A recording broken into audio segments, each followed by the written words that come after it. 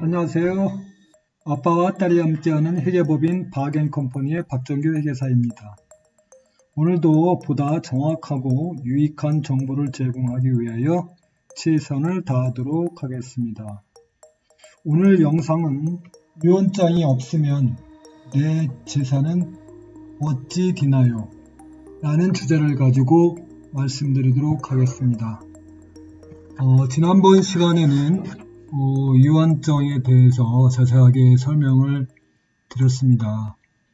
한번 복습을 하자면은 세 가지 종류가 있는데 포멀한 거, 그래서 이게 있고요. 그걸 때는 라이팅으로 돼야 되고 항상 유언자의 시그니처가 있어야 되고, 그 다음에 2명 이상의 위트니스가 있어야 된다고 얘기를 했어요. 그 다음에 자필하는 거, 홀로그래프 자필로 했을 경우 이것도 본인이 핸드라이팅으로 해야 되고요. 꼭 사인을 하셔야 된다. 그렇게 얘기했고, 세 번째는 군인에 관련되는 거, 군인들이 했을 때는 자필만 하면 되고 건 위트니스는 없어도 된다. 이렇게 설명을 드렸어요. 네. 그래서 그런 경우고, 만약에 그 유언장에 의해서 모든 게 집행이 되고 한다. 그래서 그런 걸 하기 위해서 마지막 라스트 윌이라는 걸 하기 위해서 거민계약서 프로베이스를 법원으로부터 받는다. 그래서 그걸 가지고 어드미니스트레이터가 재산 에스테이트를 분배를 한다. 이렇게 말씀드렸어요. 그래서 지난번에 에스테이트에 관련돼서 그러면 그 피가 어떻게 되느냐, 제가 한 500불에서 한 1000불 정도 된다고 했는데 요게 이제 엘버타 주정부에서 나온 그 프로베이트 관련 피에 대해서 나온 겁니다. 여기 보시면은 왜 나오죠? 서로겟 메러스 해가지고 여기 보시면은 그랜 오브 프로베이트를 이슈할 때 그 피가 프로퍼티 밸류 시가죠. 마켓 밸류 하는 겁니다. 만약에 에스테이트의 마켓 밸류가 10,000불 이하일 경우는 35불, 25만 불이 넘어갈 경우는 525불. 그래서 맥시멈 해봐야 엘버타주는 525불이에요. 근데 다른 주는 1000불까지 있어요. 그래서 지난번에 봤을 때 제가 500에서 한 1000불 정도 말씀드린 게 그것 때문에 얘기 드립니다. 예, 그렇게 되는 거고요. 그 다음에 만약에 이제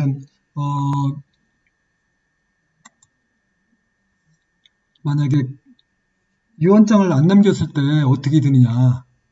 예, 그거는 유언장이 안 남겼을 때는 어떻게 되냐면은 우리 보시면은 유언장이 없을 때는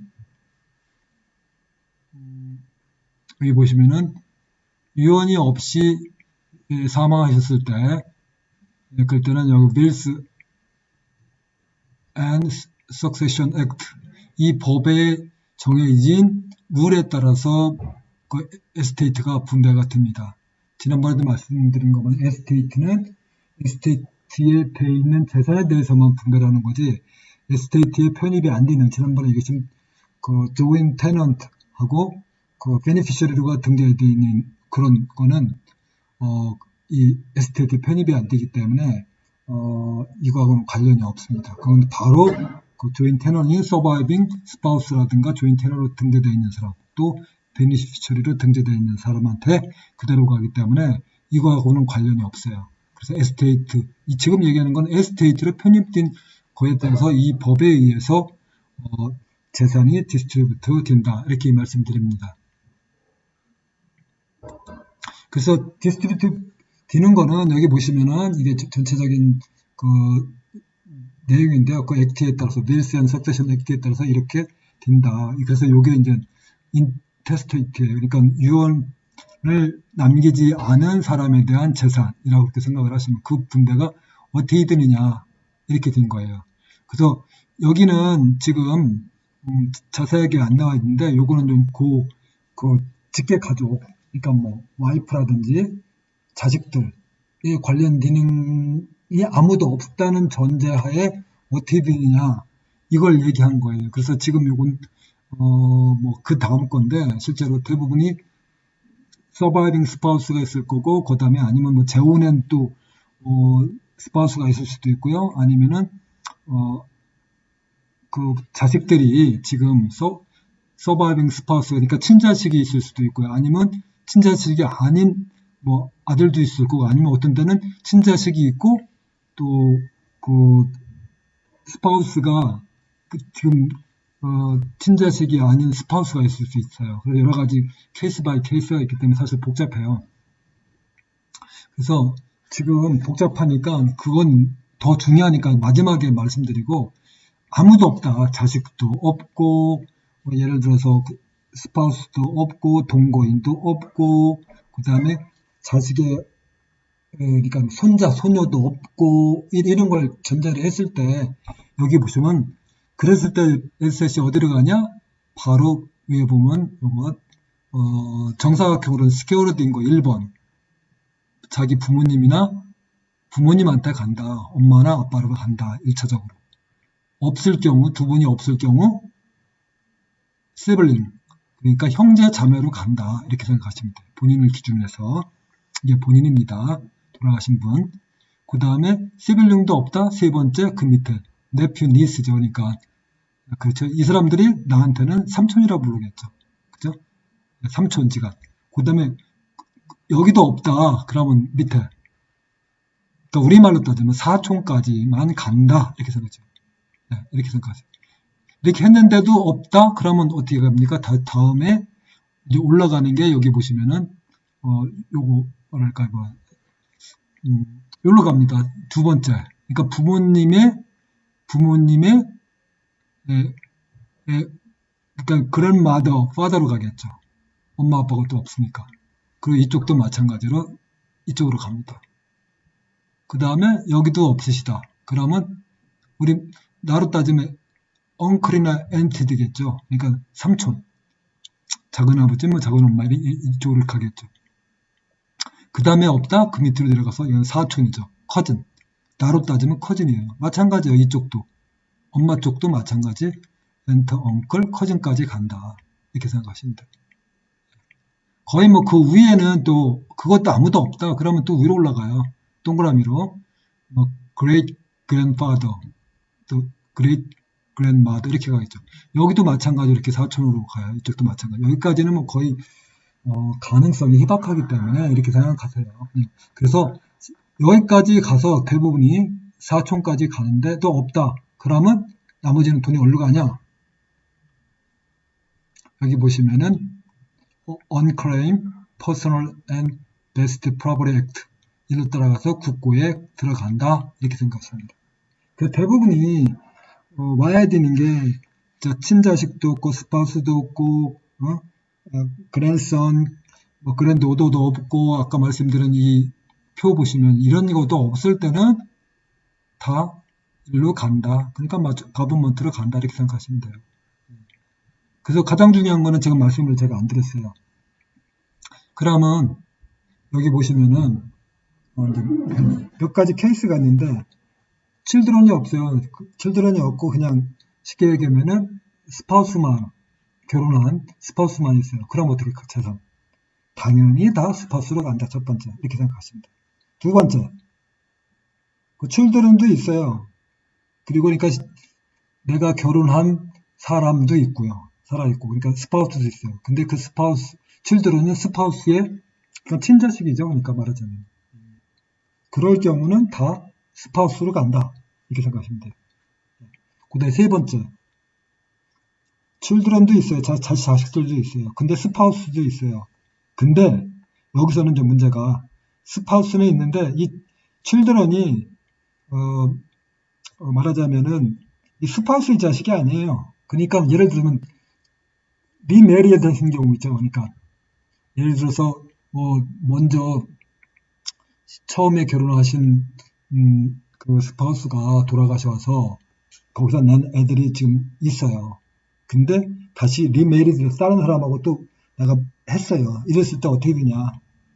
그럴 경우는 좀 복잡하죠. 예, 예. 그럴 경우는 스파우스도 50%의 권한이 있어요. 네, 50% 먼저 우선적인 그 비율을 50%를 권한이 있고 나머지가 50%를 그 자식들한테 갑니다. 또 하나 네 번째, 자식들도 있어요. 근데 스파우스가 없어요. 그럼 어떻게 되겠어요? 다 자식들한테 가겠죠? equally, 만약 2명이면 50대 50, 3명이면 그 비율대로 33.333 이렇게 하겠죠. 근데 문제는 자식이 한 사람이 먼저 죽었어요. 그럴 경우는 어떻게 돼요? 그러면 자식을 받을 거가 그랜선, 그 죽은 사망자 자식의 자식들이 똑같이 그 부모의 몫을 받습니다. 이렇게 생각하시면 돼요. 예, 예. 그래서 뭐 중요한 게 마지막 한 거기 때문에 이렇게 생각하시고 아예 이런 게 없어요. 이럴 경우는 아까 이 표에 보신 대로 mom, dad로 우선적으로 가고 그 다음에 없을 때 sibling, 형제 자매로 간 다음에 niece나 nephew로 가고 그 다음에 거기 밑에 또 간다. 제너레이션으로. 그 다음에 이것도 아무도 없을 때 위에 여기 다이아몬드 등고로 간다. 그래도 없을 때는 이 동그라미 등고로 간다. 이렇게 생각했어요. 그러니까 이런 가능성은 거의 희박하고 아까 제가 말씀드린 거 거기로서 거의 대부분이 끝날 거예요. 꼭 아닐 때는 꼭 데드, 맘, 아니나 이렇게 시블링 요 정도 스퀘어 쪽으로가 대부분이지 그 위에까지는 가기가 사실 힘들다. 이렇게 생각을 하시면 돼요. 그리고 아까도 말씀드린 거민계획서 프로베이트 하는 것도 많이 방법이 본인들이 직접 할 수도 있고 하기 때문에 사실은 좀 복잡한 경우는 변호사 사시는 게 좋겠죠. 그래서 변호사들 상담을 하시면 되고 지난번 영상에도 말씀드렸고 오늘도 말씀드렸지만 가장 중요한 거는 저희들 같이 대부분이 재산이 많지 않기 때문에 집 하나 있고요. 대부분이 뭐 금융기관에 무슨 뭐 RRSP라든지 무슨 뭐 TFS라든지 뭐 이런 거 아니면 뭐 보험 증서 이런 게 있을 수 있고 그럴 거예요. 그런데 보면 다 베네피셔리를 적게 돼 있어요. 그렇기 때문에 베네피셔리를 만약에 두 분이 스파우스가 있다 그러면 대부분이 스파우스를 해 놓으실 거예요. 그리고 집도 조인 테너로 돼 있어요. 그래서 사실 큰 문제가 없어요. 근데 만약에 이제 한 분이 스파우스가 돌아가셨다. 그러면 그때 다시 집도 자식들한테 이렇게 뭐 조인 테넌으로 이렇게 등기를 하시든지 아니면은 또 베네피셔리도 내가 또 어떻게 될지 모르니까 애들 이름으로 자식들 이름으로 그 베네피셔리를 다시 하시면 돼요. 네. 문제는 이제 그거가 아니고 여러 가지 이제 사업을 많이 하신다든가 여러 가지 이제 뭐 또 재산이 많다든가 이런 경우 그런 경우는 어차피 뭐 담당 뭐 회계사나 아니면 변호사 상담을 하셔서 어떻게 했으면 좋겠는지 그래서 이거 상속세과 관련되는 거기 때문에 저희들도 지난번 동영상 말씀드린 상속세는 없지만은 중요한 거는 돌아가실 때 바로 그것이 지금 현재 시가로 팔리는 거로 간주가 된다. 그래서 그거로 인해서 양도 차익, 캐피탈 게인이 발생되기 때문에 어떤 세금 문제가 발생이 된다. 그래서 캐피탈 게인이라든지 이런 문제가 생기기 때문에 한번 회계사와 변호사하고 상의를 하는 게 좋겠다. 유언장 관련해서 이렇게 생각을 하시는 게 가장 좋을 것 같습니다. 뭐 오늘도 유익한 정보 드렸나요? 다음에는 더욱 유익한 정보를 가지고 찾아뵙겠습니다. 혹시라도 질문이 있으시면은 저희들 웹사이트 www.parkcompany.ca로 가셔서 컨택 어스로 저희들한테 이메일이나 전화를 주시면은 저희들이 성실껏 답변해 드리도록 하겠습니다. 좋은 하루 되세요. 감사합니다.